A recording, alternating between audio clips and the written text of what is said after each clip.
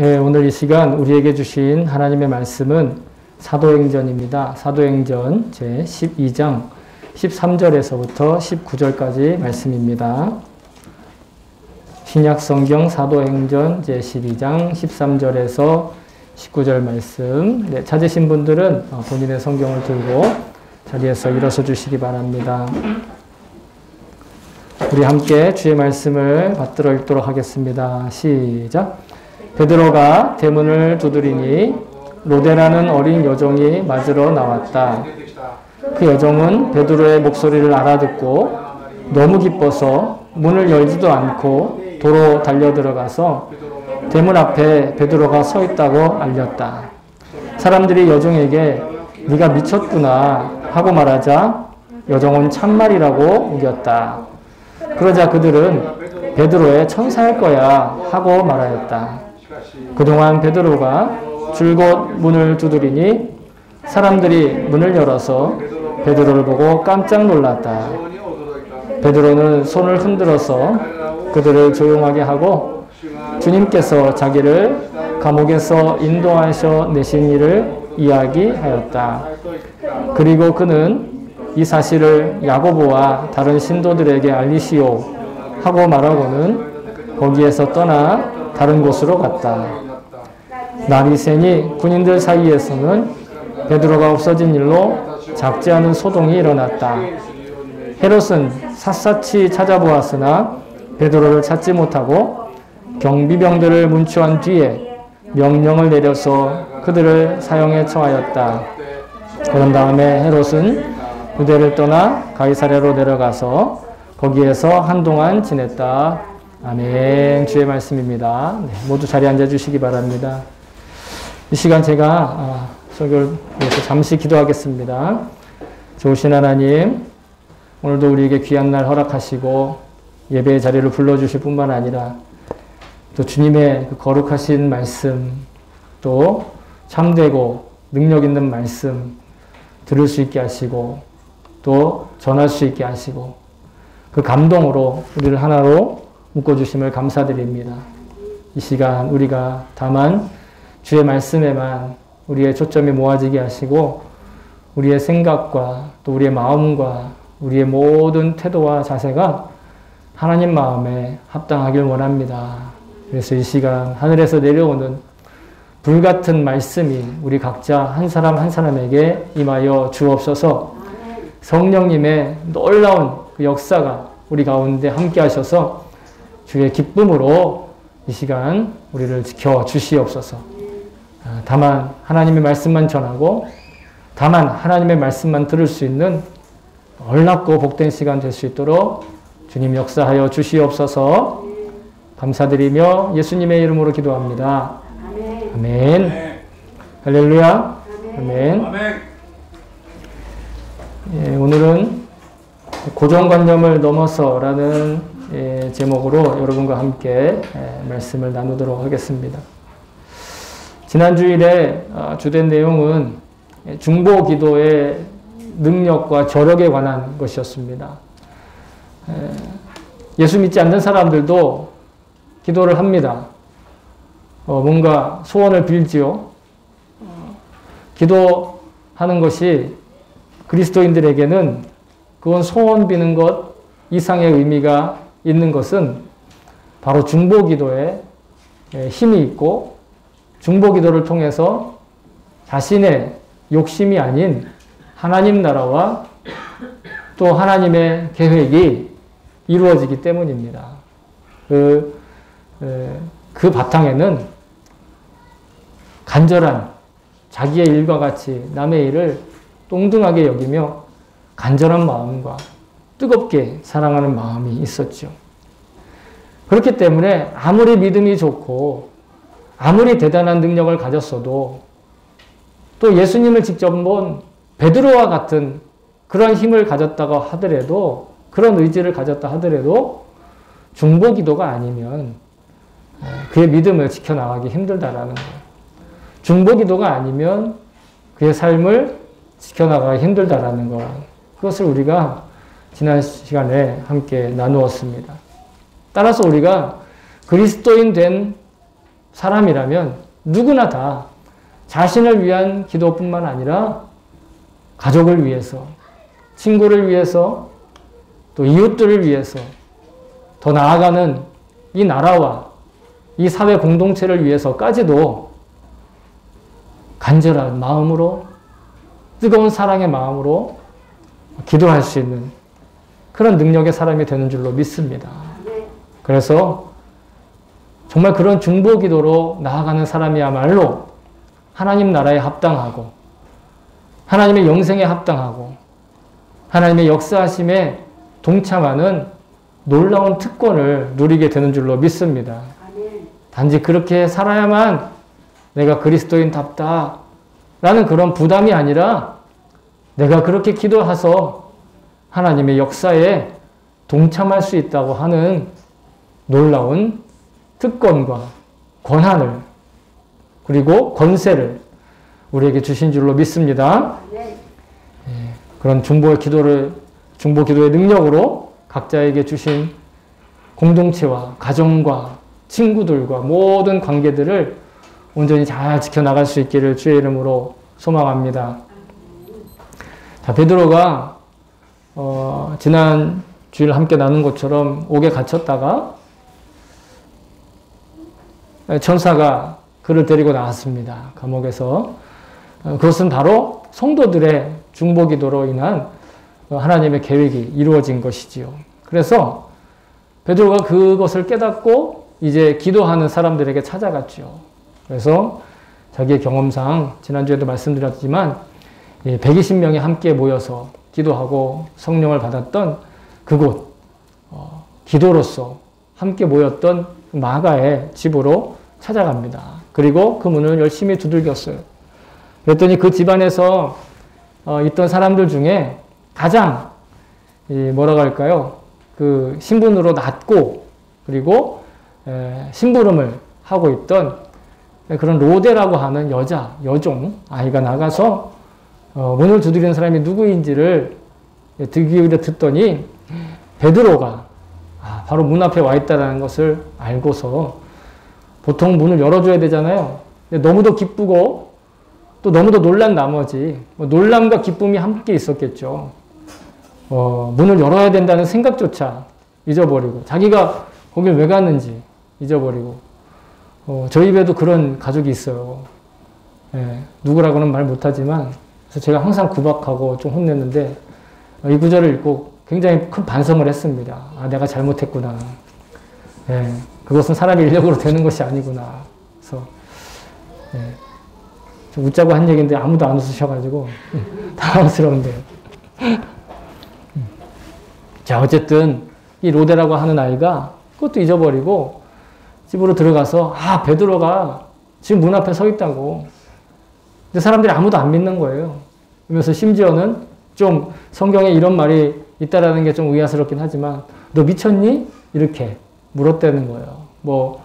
요즘에는 그런 말 함부로 하면 안 되겠지만 게다가 이 로데라는 아이는 그 집 자식도 아니고 그냥 잔심부름하는 그 여종, 조그만한 이 아이였던 것이죠. 그러니까 더더욱 그런 말에 신빙성을 줄 수가 없었던 것이죠. 로데의 기대와는 달리 사람들은 그대로 믿지 않고 있었어요. 그들이 기도했던 것은 어떻게 보면 이제 베드로는 2번 잡혀갔으니 나오기가 힘들겠구나. 이번에는 게다가 지난주 본문에 보면 베드로 한 사람을 지키기 위해서 군인이 16명이나 그러니까 4명이 한 조가 되어서 그 4명의 한 조가 4팀이나 베드로를 전담 마크하고 베드로를 그 16명이 지키고 있는데 17대 1로 싸우는 것도 아니고 어떻게 빠져나올 수 있겠어요. 베드로가 무술 도사도 아니고 말이죠. 그러니까 아마 이들은 기도하면서 의연하게 아주 담대하게 그 마지막 운명을 맞을 수 있도록 주님 베드로에게 자비를 베풀어 주시고 힘을 달라고 아마 기도했을 겁니다. 베드로가 나왔으면 좋겠습니다. 이런 생각은 거의 못했을지 모르겠어요. 그러니 그렇게 의연한 마지막 운명을 맞이하는 것, 예수님처럼 그것이 베드로의 운명이고 그것이 바로 베드로를 위해서 기도해주는 의미다라고 또 그게 하나님의 영광을 드러내는 일이다. 이렇게 믿고 기도했을지도 모르겠어요. 물론 베드로를 위해서 간절히 그리고 뜨거운 사랑을 가지고 기도한 것은 맞습니다. 그러나 그들의 기도가 어떻게 열매 맺었는지 그것에 대한 이 생각이 열려있지는 않았었던 것 같아요. 그냥 자기가 기도한 것 그대로의 응답을 구했던 것이죠.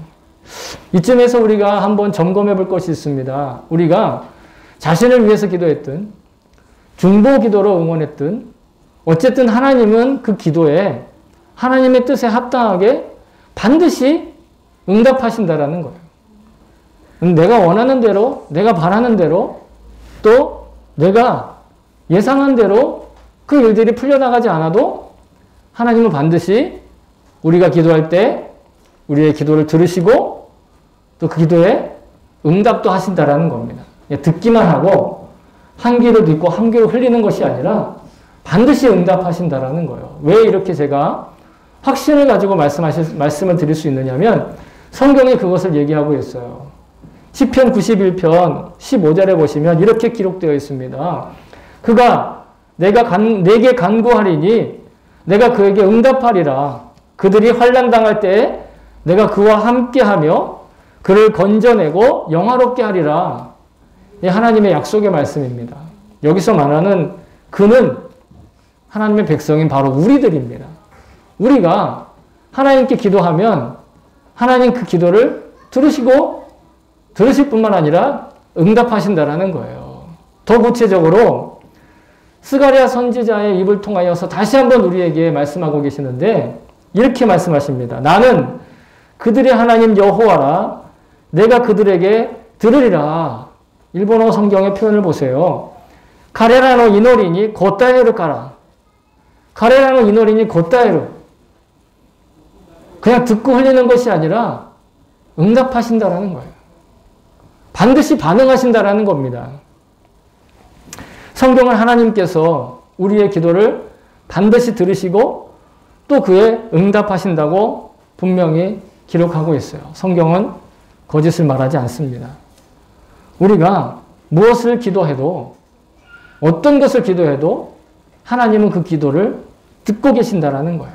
그냥 우리가 기도하는 게 허공으로 우리의 소리가 퍼져나가는 게 아니라 하나님께 반드시 그 귀에 들어간다라는 겁니다. 놀랍죠?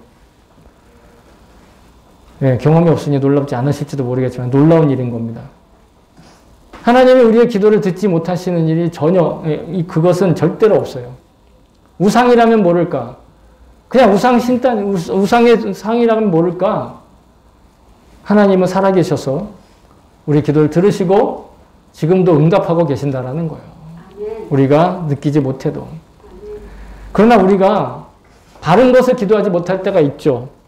바르지 못한 것을 기도할 때가 있어요. 근데 그때는 하나님도 거절하실 수가 있습니다. 아니, 기도한다고 그 기도한 그대로 다 이루어진다는 그 뜻이 아니라 하나님께서 걸러내신다라는 겁니다. 하나님께서 거절하실 수 있다라는 거예요. 왜? 하나님은 인격을 가지고 계시고 하나님은 하나님의 뜻과 하나님의 의를 지금 완성해 가시기 때문에 예를 들어 보면 너무 극단적인 예일지 모르겠지만 정말 내가 미워하는 사람이 있을 수 있죠. 정말 내가 싫어하는 사람이 있을 수 있어요. 그런데 그런 사람을 보면 속으로라도, 겉으로 말은 안 하지만 속으로라도 에이, 가다가 뭐 벼락을 맞아라 라든지 뭐 가다가 봉변을 당해라 라든지 그런 욕도 있잖아요. 욕을 하면서 그렇게 기도할지 모르겠어요. 아니면 자기를 너무 괴롭히는 사람이 있으니까 만약에 내가 너무 괴롭힘을 당한다면 어떡하겠어요?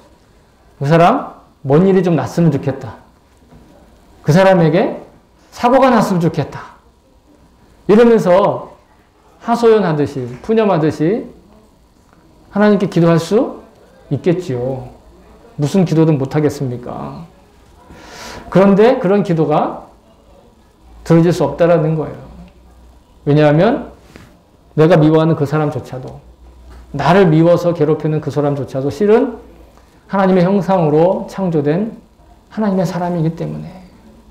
이건 극단적인 이야기이긴 하지만 성경은 우리의 기도가 때때로 거절되는 이유에 대해서 이렇게 이야기를 하고 있습니다. 구하여도 받지 못함은 정욕으로 쓰려고 잘못 구하기 때문이라. 일본어 성경은 지분노 타노시미노 타메니 스카오토 스루토키. 지분노 타노시미.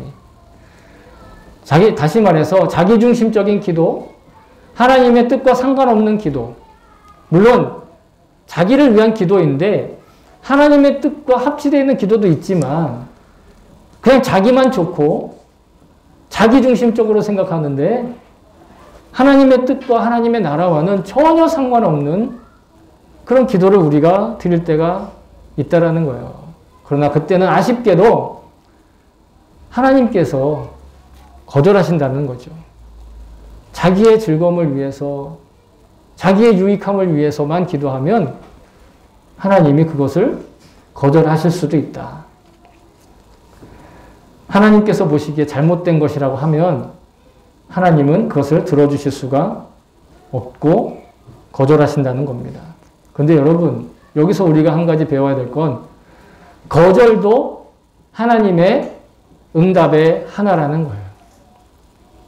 내가 아무리 좋은 거라고 생각해도 하나님이 거절하시면 그건 사실 나에게 필요가 없는 것이라는 거죠.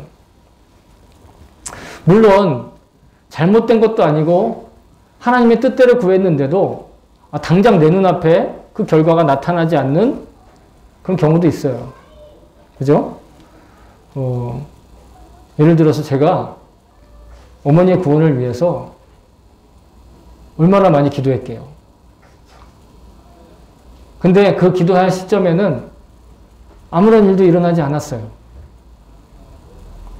저희 어머니가 구원받는 게 제 욕심일까요? 욕심일 수도 있겠다. 저희 어머니가 구원받는 게 하나님의 뜻과 벗어난 일일까요? 그렇지 않죠. 그런데 기도했는데 당장 결과가 안 나오는 거예요. 처음 기도할 때. 그때는 하나님 우리로 기다리라는 응답을 주시는 거예요. 좀 더 기다려야 하고 좀 더 때가 무르익어야 한다는 것이죠. 하나님이 계획하셔서 그 계획에 맞는 그 일들이 일어나는데 때로는 우리의 기도가 미리부터 필요한 경우가 있다라는 것입니다. 그런데 그 때를 기다리지 못하고 아주 성급하게, 경솔하게 자기가 그 뜻에 맞다고 생각하여 자기 방법으로 썼다가 매우 큰 어려움을 당한, 그리고 역사에 오점을 남긴 그런 경우가 있죠. 너무 유명한 아브라함이 하나님의 약속을 받고 사라를 통하여 아들을 낳을 것이라는 그 약속을 끝까지 기다리지 못하고 사라의 몸종인, 사라의 여자 노예인 하갈을 통해서 아들을 낳습니다. 그 아들의 이름이 이스마엘이죠. 그래서 지금 이스마엘의 자손들과 이삭의 자손이라고 하는 사람들이 여전히 중동에서 다투고 있잖아요. 서로가 자기네들이 정통이라고 얘기하면서. 하나님의 때를 기다리지 못하면 결국 이러한 불행의 결과가 나올 수도 있다는 것입니다. 그런데 여러분, 우리가 놀랍게도 많은 경우에 하나님께 기도하는데 하나님의 뜻에 합당하면 내가 그 기도를 다 마치기도 전에, 내가 그 기도를 다 끝내기도 전에 이미 그 일이 이루어지는 경우도 있다라는 것입니다. 많은 경우 그런데 또 대표적인 예가 아브라함의 예를 들 수밖에 없는데, 아브라함의 아들 이삭이 결혼할 때가 되어서 아브라함이 자기 종을 자기 고향으로 보내 이삭의 신부가 될 사람을, 아내가 될 사람을 구해오라 시켰어요. 그리고 그 종이 그 먼 길을 여행해서 그 지역에 도착해서 아브라함의 고향에 도착해서 기도를 하고 있었는데 그 기도가 다 맞춰지기도 전에 이삭의 아내인 될 사람인 리브가가 그 눈앞에 나타나는 것이죠. 성경은 그때의 장면을 이렇게 고백하고 있습니다. 말을 다 마치기도 전에 리브가가 물동이를 어깨에 메고 나오니. 기도가 다 끝나지 않았어요. 그런데 그 기도가 이루어졌다는 것이죠. 왜? 하나님께서 예비하신 일과 또 하나님께서 계획하신 그 때가 정확히 맞았기 때문이라는 것입니다. 그러면 하나님께서 이 세 가지 패턴으로 우리에게 응답하시는데 어떤 패턴? 거절하실 때도 있고 기다리라 하실 때도 있고 근데 대체로 하나님께서는 응답해 주세요. 있는 그대로. 이 세 가지를 우리에게 허락하실 때 그 기준이 되는 것이 있는데 그 기준을 하나님의 아들 예수님이 우리에게 말씀해 주신 적이 있습니다. 그것이 바로 마태복음 7장 11절에 보시면 이렇게 말씀하셨죠. 너희가 악한 자라도 좋은 것으로 자식에게 줄 알거든 하물며 하늘에 계신 너희 아버지께서 구하는 자에게 좋은 것으로 주시지 않겠느냐. 하나님이 우리 아버지가 되시고 하나님이 우리를 창조하신 분이고 우리를 사랑하십니다. 우리가 함께 찬양했죠. 당신은 사랑받기 위해 태어난 사람. 여러분, 우리는 이미 하나님의 사랑으로 인해 태어났다라는 거예요. 우리가 누군가 태어났다고 한다면 이미 그 사람이 하나님을 믿는 사람이든 믿지 않는 사람이든 상관없다고 저는 믿습니다. 누구나 다 하나님의 사랑을 입고 태어나는 것이에요. 그래서 자기의 존재를 감사하면서 예배하는 그리스도인이 되는 것이 진정한 사람다운 삶이고 아름다운 삶이고 복된 삶이 되는 것이죠. 우리의 하늘 아버지가 되시는 하나님께서 진정한 영혼의 아버지가 되신 하나님께서 우리에게 좋은 걸로 주시기 위해서 때로는 거절하시고 때로는 기다리라 하시고 그리고 대부분의 경우 우리가 올바른 것을 받게 된다는 것입니다. 나의 기도가 그대로 기도한 대로 응답이 되어지든 간에 아니면 기다리라 하시든 간에 거절하시든 간에 모든 응답은 사실은 그 응답 자체가 우리에게 가장 좋은 응답인 것인 줄로 믿습니다. 기도한 결과가 내 마음에 흡족하지 않을 수 있어요. 그러나 우리가 기도하는 것을 멈추지 말아야 합니다. 왜냐하면 그 세 패턴으로 응답받음을 통하여 우리의 기도는 우리가 기도할 때 하나님께 더 가까이 다가갈 수 있기 때문이에요. 기도하는 사람만 하나님 나라의 완성을 볼 수가 있어요. 기도하는 사람만 하루에 하루만큼 하나님의 나라와 영생에 가까워지는 삶을 살 수 있는 거예요. 저와 여러분이 기도로 사는 삶에 이 놀랍고 신비로움을 체감하며 행복과 기쁨이 넘치시기를 주의 이름으로 축복합니다. 정말로 소망합니다. 자, 여러분, 기도는 그러니까 부담이 아니에요. 사실은 기도할 수 있다는 건 특권이고 권세고 기쁨과 행복입니다. 기도할 수 없이 염려하고 절망하고 낙심하는 게 그게 복입니까? 기도하면 소망을 주시고 기도하면 기쁨을 주시고 기도하면 기다리고 기대감을 주시는 그 하나님의 은혜를 여러분 누리시기를 축복합니다. 자, 여러분 성도들이 이 초대교회 성도들이 베드로를 위해서 기도한 것이 아까 말씀드렸지만 그들이 베드로를 보자마자 놀랬던 이유는 그들의 생각대로 그들이 생각한 대로 기도가 응답되지 않았던 것을 의미하는 것이에요. 베드로가 살아나온 건 좋은 일이지만 그들은 그 일을 위해서 기도하지 못했다라는 것이죠. 다만 그냥 베드로를 위해서 기도한 거예요. 베드로가 어떤 상황에 처하든 이길 수 있게 해달라고. 염려하지 않게 해달라고. 그 모든 결과를 다 받아들일 수 있게 해달라고 이렇게 기도했던 것이죠. 자, 그런데 이 베드로가 문을 두드릴 때 그를 마중 나왔던 여자아이가 마간의 여자아이의 신분이 사실은 굉장히 낮은 신분의 아이였습니다. 그런데 남자아이도 아니고 여자아이였습니다. 게다가 어른도 아니고 어린이였습니다. 그래서 이 아이의 보고를 듣고선 사람들이 첫 번째 반응이 뭐라고요? 너 미쳤다. 좀 성경에 이런 표현이 나온다는 게 좀 의아스럽긴 하지만 그 정도로 그 아이의 말을 얼토당토 않게 생각했다라는 것이에요. 근데 그런데도 이 아이가 아니라고, 참말이라고 계속해서 말을 하니까 이제는 뭐라고 얘기합니까? 그거 베드로의 천사일 거야. 자, 여러분 갑자기 베드로의 천사라는 말이 왜 나오느냐? 실제로 베드로의 천사가 있다는 그런 뜻이 아니라 물론 지난주에 하나님께서 우리에게 천사를 보내셔서 도와주신다. 이런 표현이 있잖아요. 그런데 그것은 하나님께서 직접 하시는 일이고 당시 유대인들에게 있어서 천사에 관한 생각들 중에 하나가 뭐냐면 하나님이 각자 한 사람 한 사람에게 고유한 수호천사를 붙이신다라는 거예요. 그래서 그 수호천사가 그 사람의 모든 것들을 지켜준다라는 것이죠. 그럼 그 수호천사는 어디에 있는가?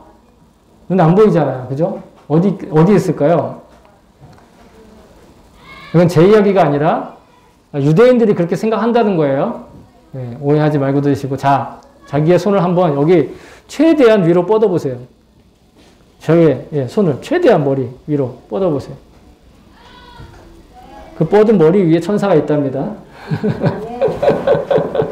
네, 그냥 이거는 유대인들이 생각하는 거예요. 실제로 그 있는지 없는지. 그게 유대인들이 생각하고 있었던 어떤 이 영적인 존재에 대한 의식이었어요. 사고 방식. 어디까지나 그들의 간습적인 생각에 불과합니다. 실제로 천사가 그렇게 있는 것은 아니죠. 이런 간습적인 생각이 사람들의 사고와 또 행동과 그리고 심지어는 가치관에 영향을 줍니다. 그래서 우리가 이것을 오늘 제목에 있는 대로 고정관념 혹은 선입견 또 부정적으로 편견이라고도 말합니다. 우리나라 사람들한테도 이런 비슷한 고정관념이 있어요. 죽은 사람에 대한. 그리고 불교의 영향이죠. 뭐라고 얘기하냐면 어떤 사람이 되게 일이 잘 풀려요. 그리고 모든 일들이 사람들한테 이렇게 큰 어필을 할 수 있는 그런 일들을 당했어요. 예를 들면 뭐 적절한 예일지 모르겠지만 로또에 맞았다. 그럼 사람들이 뭐라고 얘기해요? 야, 저 사람 전생에 나라를 구했네. 그리고 또 안 좋은 일이 생기면 이렇게도 얘기해요. 내가 전생에 무슨 죄를 져가지고 이렇게까지 얘기를 한단 말입니다. 여러분 이게 고정관념이죠. 미신이다 이렇게 얘기하고 싶진 않아요. 우리의 생각을 지배하고 있는 사고의 틀이에요. 좋은 일이 생기면 전생에 나라를 구했다고. 나쁜 일이 생기면 야 전생에 내가 무슨 죄를 지었는지 이렇게 푸념을 하고 심지어는 사람이 죽으면 그 영혼이 귀신이 돼가지고 우리 인생을 또 돈다고 생각을 해요. 착각을 하는 거죠. 이런 생각들은 다 고정관념입니다. 선입견입니다. 그리고 모두 성경적으로 맞지 않는 그저 우리가 살아가고 있는 문화에 영향을 받은 관습적인 생각일 뿐이지요. 또 더불어서 기도했던 유대인 성도들이 로데라고 하는 그 여자아이가 말한 것을 믿지 않고 오히려 그 아이를 무시했던 것 자체도 일종의 선입견과 편견이라고 볼 수 있습니다. 그 아이가 남자아이였다면 그리고 그가 아이가 아니라 어른이었다고 한다면 그리고 종이 아닌 신분이었다면 신분이 높은 사람이었다면 과연 그들이 그의 말을 그렇게 무시하고 가볍게 여길 수 있었을까요? 아이가 끝까지 주장을 굽히지 않자 베드로의 천사일 거라고 또한 단정해서 그들의 사고방식대로 말하는 것도 사실은 고정관념이었습니다. 베드로의 수호천사가 베드로와 같은 모습으로 베드로의 죽음을 알려주러 왔을 거다. 이렇게 생각했다라는 것이죠. 이런 선입견과 고정관념은 당시 유대인들한테만 있었던 것이 아닙니다. 오늘날 우리에게도 여전히 그런 얼마든지 찾아볼 수 있는 고정관념이 있고 선입견들이 있습니다. 그래서 이 고정관념과 선입견으로 누군가를 평가하기도 하고 또 누군가가 나를 그렇게 평가하기도 하죠. 내가 그렇게 평가되고 편견으로 헤아려지기도 합니다. 단지 사람들의 잘못된 의식이나 경험, 그런 것들만 고정관념으로 굳어지는 게 아니라 요즘에는 과학적인 사고, 학문적인 명제들도 우리들의 고정관념으로서 사람들의 의식을 지배할 수 있게 되었다는 것이죠. 특별히 요즘에는 그런 여러 가지 정보들로 우리의 생각이, 편견이 생기기도 한다는 것입니다. 오늘 본문에 등장하는 것처럼 그 뜨겁던 초기 기독교인들에게도 이런 선입견과 고정관념은 기도의 응답을 분별할 수 없게 가로막는 장애물이었습니다. 그렇다면 우리가 고정관념 없이, 선입견에 방해 없이 정말로 순수하게 우리의 생활과 신앙생활을 지켜갈 수 있을까요? 저는 그럴 가능성이 매우 낮다고 생각합니다. 그렇다면 어쩔 수 없이 우리는 고정관념과 선입견에 갇혀서 믿음 생활을 순수하게 지킬 수 없는 것일까요? 이쯤에서 여러분 우리가 기억할 것이 있습니다. 그래서 예수님께서 우리에게 말씀하시기를 예수님을 바라보라 하는 것입니다.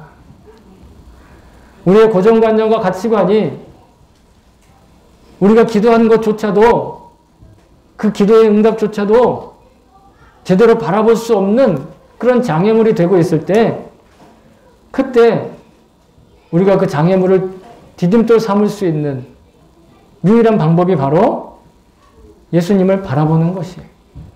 그리고 그 예수님 바라보고 살았던 것을, 그 일상생활을 기록해 놓는 것이죠.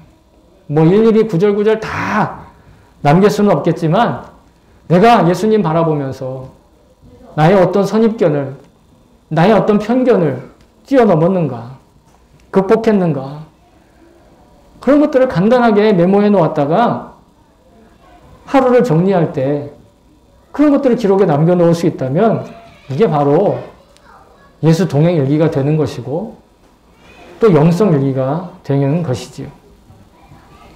그래서 이 일기를 통해서 우리는 주님께서 우리의 기도에 어떻게 응답해주고 계신지를 또한 확인할 수 있습니다.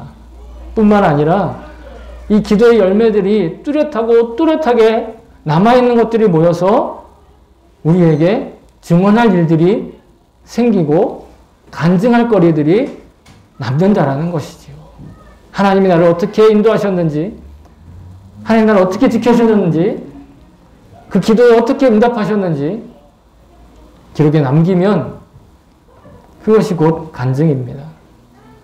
그런데 주님을 바라보는 게 너무 어렵다고, 주님을 바라보는 것이 어떻게 하는 것인지 잘 모르겠다고, 그래서 주님 바라보는 분들이, 주님 바라보기 연습하시는 분들이 여러 가지 노하우를 생각하시는데 그 중에 그 여러 가지 노하우를 들었던 것 중에 지금도 기억에 남는 것이, 그리고 가끔 생각하는 것이 바로 이런 것이에요. 요즘 한국엔 리얼 버라이어티 쇼라고 하나요? 리얼 버라이어티 예능이라고 합니다. 뭐냐면 카메라를 설치해 놓고 그냥 이렇게 리얼, 뭐 대본도 없고 그냥 이렇게 살아가는 걸 찍어가지고 보여주는 거예요. 재밌게. 모든 곳에 곳곳에 다 카메라가 있는 것이죠.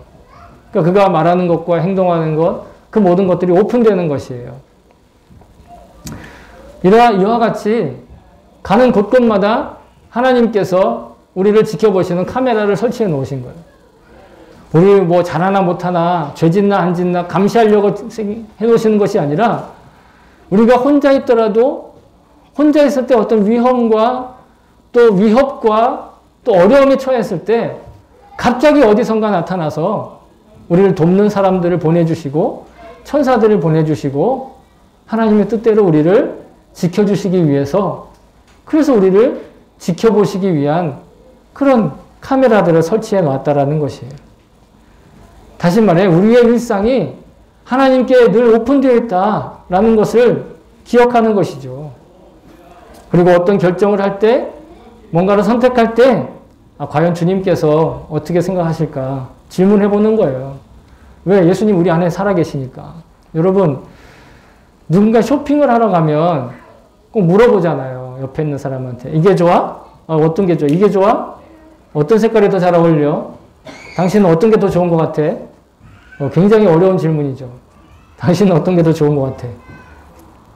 왜 이렇게 질문하죠? 옆에 사람이 있으니까 질문하는 거예요. 근데 옆에 아무도 없으면 어떡합니까? 그냥 혼자 결정하죠. 생각하고. 뭐가 좋지? 근데 주님이 옆에 계신다. 성령님이 나와 함께 계신다 하면 우리는 주님께 여쭤볼 수 있는 거예요. 그리고 주님께서 주시는 생각으로 순종할 수 있는 것이죠.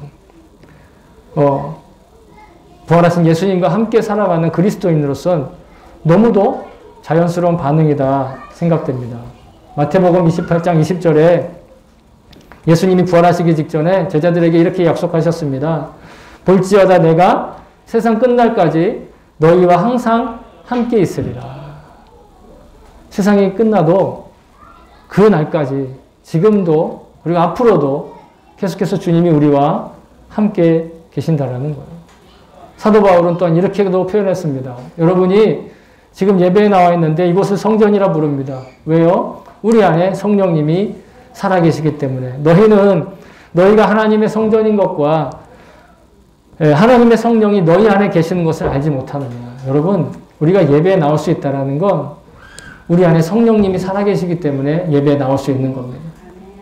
내가 형편이 나아져서 아니면 내가 건강해서 아니면 내가 뭐 좋아져서 아니면 내가 뭔가 아쉬워서 예배 나올 수 있는 게 아니라 그 모든 것들을 주관하시는 분이 바로 우리 안에 살아계시는 성령님이시라는 거예요. 그러면 성령님이 거하시는 그곳이 성전인데 지금 예배를 하기 위해 이 자리에 모여있는 그리스도인들이 성전이라면 그 그리스도인들이 모여있는 이 자리도 바로 성전이라 부를 수 있는 것이죠. 그렇기 때문에 히브리서 기자가 이렇게 말씀하고 계십니다. 히브리서 13장 5절에 보시면 돈을 사랑하지 말고 있는 바를 족한 줄로 알라. 그가 친히 말씀하시기를 내가 결코 너희를 버리지 아니하고 너희를 떠나지 아니하리라 하셨느니라. 여기서 말하는 돈을 사랑하지 말라는 표현이 일본어 성경이 참 잘 번역해 놓고 있습니다. 금전에 집착하지 않는 생활이다. 생활을 하되 금전에 집착하지 않고 금전을 사용하는 생활이라는 거예요. 왜 그렇게 할 수 있는가? 하나님이 나를 버리지도 않고 하나님 나를 떠나가시지 않는다라는 거예요. 그러니 내가 형편이 나아지든 아니면 형편이 나빠져도 주님이 나와 함께 계시면 그 모든 것들을 지켜주신다라는 것이죠. 우리 각자에겐 참으로 넘기 있는 고정관념, 선입견, 그리고 편견의 허들이 있는 것을 압니다. 이런 고정관념과 선입견들은 대부분 우리가 살아왔던 경험에 그래서 발생한 상처에서 형성되는 경우가 많이 있습니다. 그렇기 때문에 더더욱 극복하기 어려운지도 모르죠. 폴란드의 교육학자이자 어린이 운동가였던 야니시 코르착이라고 하는 사람이 그분이 누가 교사가 될 수 있는가라는 짧은 에세이를 써서 이렇게 말을 했습니다. 그 내용을 다 말씀드릴 수는 없지만 줄거리가 한 가정 안에 할아버지와 아버지와 어머니와 그리고 누나와 형 그리고 막내 스루릭이라고 하는 어린 동생이 살고 있었어요. 하루는 그 모든 각자들에게 정말 아쉽고 어려운 일들이 생겨서 그 감정에 치우쳐서 눈물을 흘리면서 자기의 그 어려운 일들을 하소연합니다. 그런데 그 옆에 있는 사람들은 한마디씩 던지면서 뭐 그런 거에 울 일이냐. 뭐 그걸 가지고 울고 그러느냐. 이렇게 하면 되지. 저렇게 하면 되지. 라고 대안을 제시를 하죠. 그리고 가장 마지막에 이 어린 막내 수르릭이 주방에서 바깥으로 열린 문을 바라보면서 저쪽에 도깨비가 있어 너무 무서워하고 우는 장면에서 어머니가 그 수르릭을 껴안아 주면서 이야기는 마무리됩니다. 그리고 저자는 이렇게 얘기하죠. 세상의 모든 눈물은 짜다. 그것을 아는 사람만이 진정한 스승이 될 수 있다. 그렇습니다. 상대의 아픔을 아는 것이 진정한 사랑이다 라고 지난주에 함께 나눴죠. 마찬가지로 나의 눈물이 짠 것처럼 상대의 눈물이 짜다는 것을 공감할 수 있어야 진정한 인성의 스승이고 선생이 될 수 있을 것입니다. 그런데 우리는 진심으로 상대의 눈물 맛이 짜다고 또 상대의 눈물 맛을 알지 못하면서 쉽게 판단하고 대안을 제시하곤 하지요. 하지만 우리 모든 이들의 눈물의 그 짠맛을 알고 계시는 영원한 선생이, 영원한 스승이 우리에게 계십니다. 우리의 모든 눈물에 공감하고 알아주시는 참 스승이 계십니다. 여러분 잘 아시는 바로 우리 주 예수 그리스도이십니다. 내 가족도 알아주지 못하고 내 친구도 알지 못하고 심지어는 그렇게 사랑하는 교회 지체들조차도 알아주지 못할 때가 있지만 여러분 예수님은 다 알고 계십니다.